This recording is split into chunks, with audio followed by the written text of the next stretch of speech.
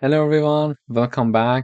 In today's video, we would like to write a program that counts how many items are in a dictionary. I'm having a dictionary called fruits. It has three keys: apple, banana, and orange.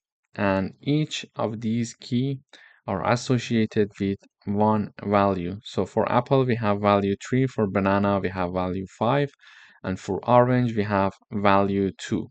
So we would like to count to see how many items are in a dictionary. In this dictionary, I'm having three items here. So three keys. By items, I mean three keys. So three keys are inside the fruits dictionary. But how can we count it in Python?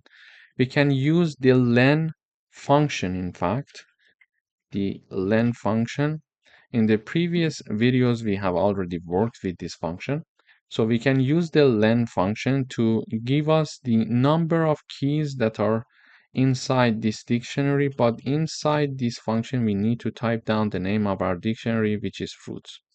So we are initializing a variable called count, and it is equal to the len function, and in parentheses we are having the name of the dictionary. So this function is going to calculate the number of items that are inside the fruits dictionary.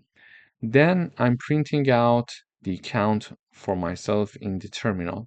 So I'm having this message: the dictionary has, and then the count variable is here, and then the items at the end of my message. So I'm printing out the dictionary has three items. So, and if we count it, we see that there are indeed three items inside this dictionary. So if we have a dictionary with a lot of keys, we can simply use the len function to do the job for us, to do the work for us, and we can easily understand how many keys are declared inside a dictionary. Thank you for watching.